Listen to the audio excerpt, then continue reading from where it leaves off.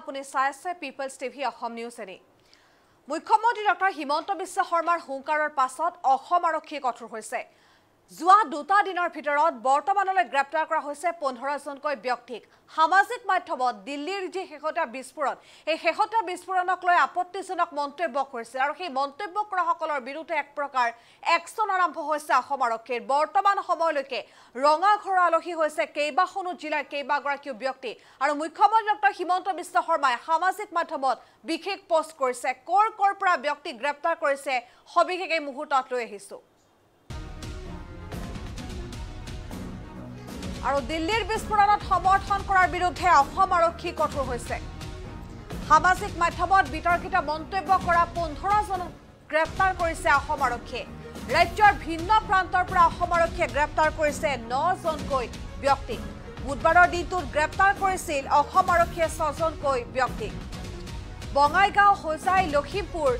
বৰপেটা দক্ষিণ হালমৰাৰ পৰা গ্ৰেপ্তাৰ কৰা হৈছে 9 জনক আৰু মুখ্যমন্ত্ৰী ডক্টৰ হিমন্ত বিশ্ব শৰ্মাই টুইট যোগে এই কথা সদৰি কৰে আপত্তিজনক মন্তব্য কৰাৰ বিৰুদ্ধে অভিযান অব্যাহত ৰখাৰ হুংকাৰ দিছে মুখ্যমন্ত্ৰী ডক্টৰ হিমন্ত বিশ্ব শৰ্মাই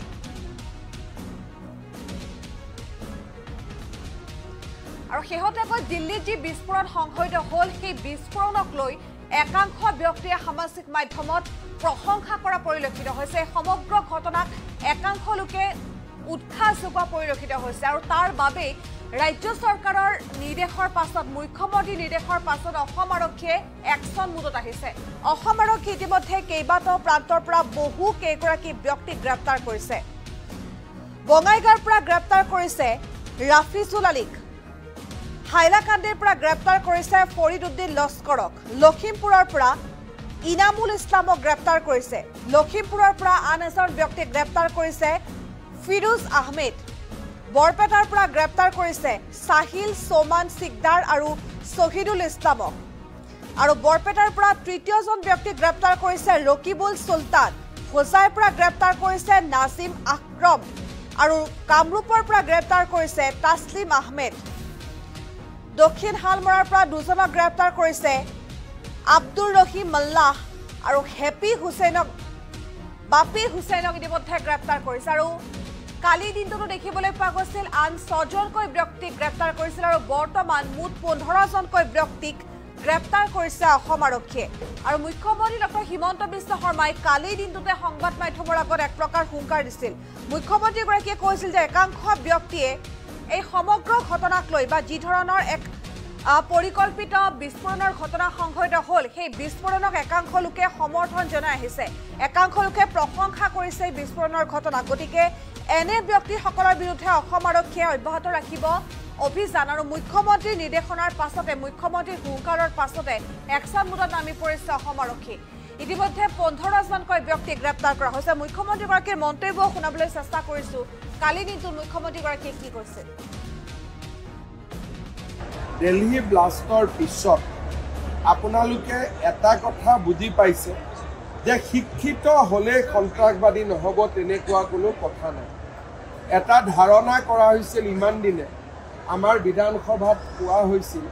যে এখেতসকল শিক্ষা দীক্ষাত পিছ পৰি আছে কাৰণে এখেতসকল বা এওঁলোকক বিভিন্ন কামত মানুহে ব্যৱহাৰ কৰে কিন্তু এইবাৰ দিল্লীত যিটো আমি ঘটনা দেখা পালোঁ অশিক্ষিত লোকে কৰা নহয় শিক্ষিত লোকে জেহাদ কৰিছে আৰু শিক্ষিত লোকে জেহাদ কৰাৰ পিছত তাক গৰিহণা দিয়াৰ পৰিৱৰ্তে অসমৰ এছাম লোকে ফেচবুকত স্মাইলি থামছ আপ ভাল হৈছে বিভিন্ন ধৰণৰ মতামত দি আমাৰ ইয়াৰ পৰিৱেশটো বিভিন্ন ধৰণে অৱনতি কৰিবৰ বাবে চেষ্টা কৰিছে এইখিনিয়ে মানুহ যোৱাকালিলৈকে জুবিন ক্ষেত্ৰত গৈ চাউল দালি নালাগে আন্দোলন কৰি আছে একেখিনি মানুহ আৰু বম ব্লাষ্টৰ পিছত একেখিনি মানুহে বম ব্লাষ্টক আদৰণি জনাইছে কামৰূপ জিলাত আমি 5 গৰাকী তামুলপুৰত 1 গৰাকী কাৰ্বি আলঙত 1 গৰাকী শোণিতপুৰত 2 গৰাকী গোলাঘাটত 2 গৰাকী বঙাইগাঁৱত 3 গৰাকী গোৱালপাৰাত 2 গৰাকী, বৰপেটাত 4 গৰাকী, কাছাৰত 1 গৰাকী, নলবাৰীত 3 গৰাকী, হোজাইত 2 গৰাকী, বাক্সাত 1 গৰাকী, দৰঙত 3 গৰাকী, যোৰহাটত 1 গৰাকী, সাউথ সালমাৰাত 2 গৰাকী আৰু কামৰূপ মহানগৰত 1 গৰাকী। এই মানুহখিনিক আমি আইডেণ্টিফাই কৰিছোঁ।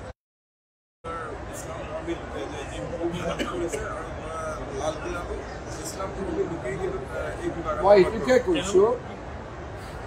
তেওঁলোকে লালকিল্লাতো বম ব্লাষ্ট কৰিছে, পেহেলগামতো মানুহক মাৰিছে, আৰু জুবিন ক্ষেত্ৰতো তেওঁলোকে চাউল দালি নালাগে বুলি কৈ আছে। মানুহবোৰ একেবোৰে য'ত যেনেকৈ পায় তেনেকৈ আমাৰ জাতিটোক খণ্ড বিখণ্ড কৰাৰ কাৰণে প্ৰচেষ্টা কৰি আছে। বমেৰে নোৱাৰিলে গুলীৰে, ক'ৰবাত গুলীৰে নোৱাৰিলে মাটিৰে,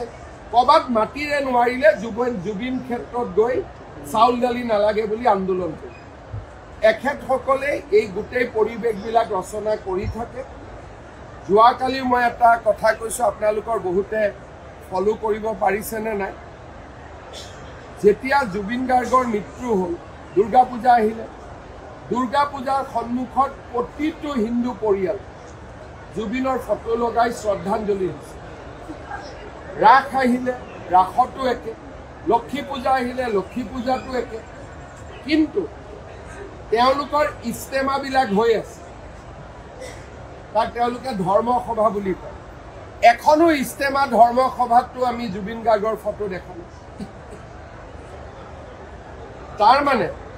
অসমীয়া মানুহে এটা কথা বুজি পাব লাগিব যে সন্দেহযুক্ত মানুহে জুবিনক জীয়াই নাৰাখে, জুবিনক অসমীয়াইহে জীয়াই ৰাখিব লাগিব। চাউল দালি নালাগে বুলি কোৱা মানুহে জুবিনক জীয়াই নাৰাখে। আৰু এই যিসকলে ছ'চিয়েল মিডিয়াত বম ব্লাষ্টক আদৰণি জনাইছে, তেওঁলোকক চৰকাৰে গ্ৰেপ্তাৰ কৰিব, তেওঁলোকৰ লিংকবিলাক চাব। কাৰোবাৰ যদি লিংক বাংলাদেশৰ লগত পাওঁ বা অসমৰ বাহিৰৰ কোনোবা এনেকুৱা ধৰণৰ ব্যক্তিৰ লগত পাওঁ, তেতিয়াহ'লেতো আমি আৰু টাফ একশ্যন ল'ম। এতিয়া বহুতে ভয়তে ডিলিট কৰি আছে, কিন্তু ডিলিট কৰিলেও স্ক্ৰীনশ্বটবিলাক আমাৰ লগত আছে। আৰু আমি এইটো ক্ষেত্ৰত যথেষ্ট কঠোৰ ব্যৱস্থা আমি অসমত আমি বহুত ডিফিকাল্ট চিটুৱেশ্যনত আছোঁ। আমাৰ মাজত সোমাই যাব পাৰে আৰু যিকোনো কাম কৰিব পাৰে, কাৰণ ইয়াতে তেওঁলোকৰ পাৰ্চেণ্টেজ বহুত বেছি। গতিকে অসম বহু দিনলৈ সাৱধান হৈ থাকিব লাগিব, আৰু আমাৰ ইয়াত যেতিয়া হ'ব তেতিয়া ডাঙৰকৈয়ে হ'ব। এৰেষ্ট কৰিবৰ কাৰণে মই ইনষ্ট্ৰাকশ্যন দিছোঁ যে যাক যাক এনেকুৱা ধৰণে সন্ত্ৰাসবাদীক সমৰ্থন কৰিছে তেওঁলোকক মই গ্ৰেপ্তাৰ কৰিবৰ কাৰণে নিৰ্দেশ দিছোঁ। তাৰ মাজত যদি কোনোবা নাবালক আছে বা কোনোবাই নাজানি কৰিছিলে